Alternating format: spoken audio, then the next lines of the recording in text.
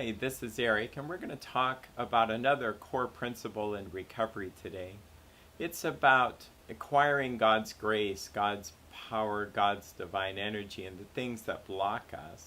From Mexico, they have this metaphor called the tunnel, where you have God on one side and ourselves on the other, and resentment, fears, dishonesty, and selfishness is what blocks us.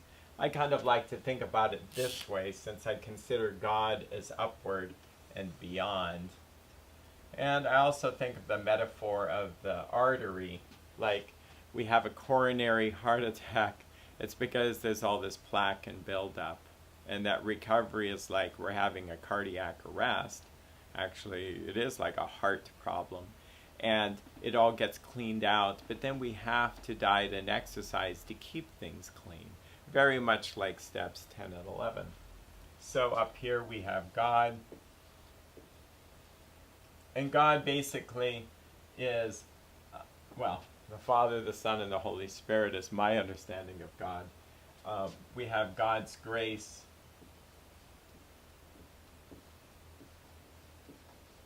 And in God's grace, we also think of divine energy.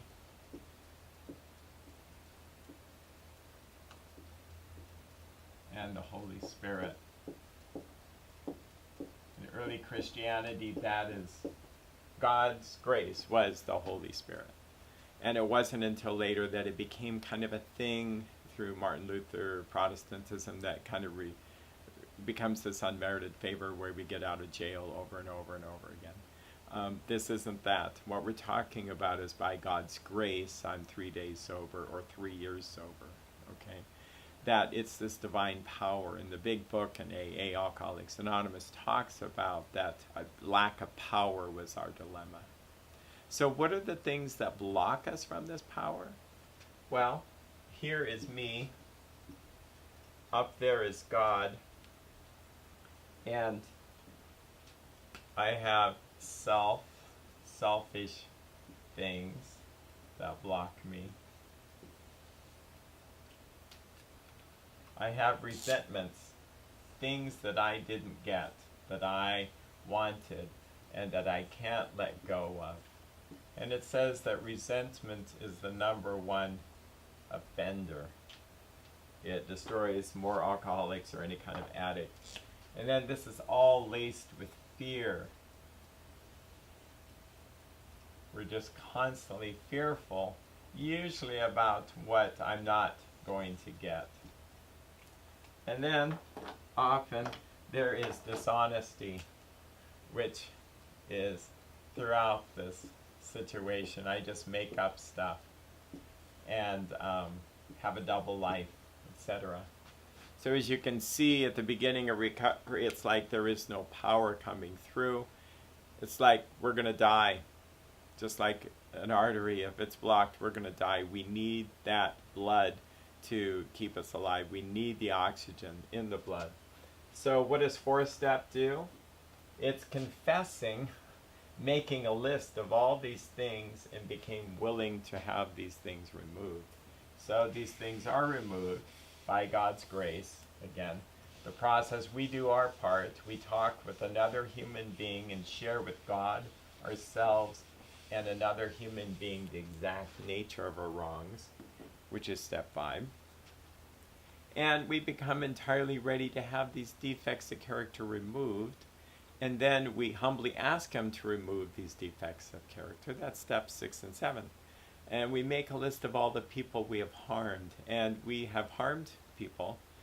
You can't live life without harming people. The difference between recovery and non-recovery in the addictive life is that addicts don't really make amends. They feel so ashamed. They're either oblivious to the wrongs they've done to others, that they're in denial. They're so busy being hurt by their own addiction. Or they are aware of it, but it makes them feel so sick, the thought of having to go apologize and make amends. Or they really believe that they deserve to be resentful and that these people did wrong them. But either way, having those kind of wrongs that we've done to others and unwilling to right those wrongs, that we're going to be sick even Christ says, if you come to the altar with a gift, but you have aught against your brother, or another occasion he says, if you know your brother has aught against you, go and be reconciled. Fix that relationship horizontally, and then you can come to God vertically. So what happens? Okay, so I'm free, and many, many people have such sobriety. But what happens is, well, I start to want something. I start to say, well, I kind of want my boss to treat me right. Why can't my family understand me? You know, I have a back pain. That doesn't really feel too good. Say like I'm starting to get fearful, like, well, what if I lose my job? You know, what if this back pain doesn't go away? What am I going to do finances? I'm not sure what's going to happen there. Say like I get caught in a little lie that I just can't be honest, and so I start to be dishonest, making up stories, or I exaggerate the truth. I make myself look better than I am, which is pride. It's an inflated sense of self. It's fear-driven in that I'm trying to control. And then I start to feel justified in these wrongs that have been done to me. You know, and as you see it, I'm ready for another cardiac arrest. So every day there's a cleaning out process that maybe if I'm doing step 10, which is to continue to look for resentments. Well, it says continue to take a personal inventory and when wrong, promptly admit it. So we continue to watch for resentments, continue to watch for fears, continue to watch for selfishness, and continue to watch for dishonesty. And so if something creeps up, and we quickly try to ask God to forgive us, to talk with a sponsor, and as fast as something we start to fudge on the truth, and then we're erasing this. And that's what it's going to be, a constant thing, that there's going to be something where I want something, maybe something bigger hits the fan like a health issue, and so I start getting fearful. And so this is what the daily shares are. And a lot of people feel, and this is just my little opinion, but that we should just go to meetings and share all this and talk about our problems. Well, a lot of people, I've worked with hundreds of people, and they kind of jokingly say, well, I feel like drinking after a meeting. I feel like using after a meeting. Yeah, the people that are just downloading more of the mass, they're not carrying the message. They think that they can just wish these things away. The way we get rid of them is to confess them to God, to ask God to save us from being angry, to save us from being fearful. Page 66 is an important page of the AA book that talks about what specifically to do when people are bothering you, upsetting you, and you start to get angry. And I won't go into this in this video. And also just a few pages after that, what to do specifically with fears. And honesty is throughout the book, that without honesty it all falls apart. Honesty is humility. It's just, this is how I really am.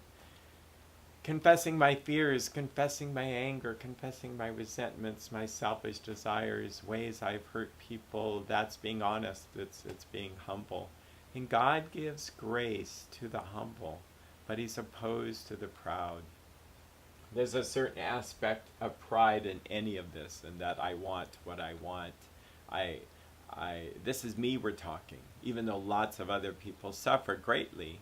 But this is me, and I don't want to suffer. I don't want to have bad things happen. So since I start to get controlling and trying to hold on versus letting go and trusting God and keeping things clean. Now, no one's perfect, but keeping this clean, you're going to get power. If you let it all build up, it's going to be a mess.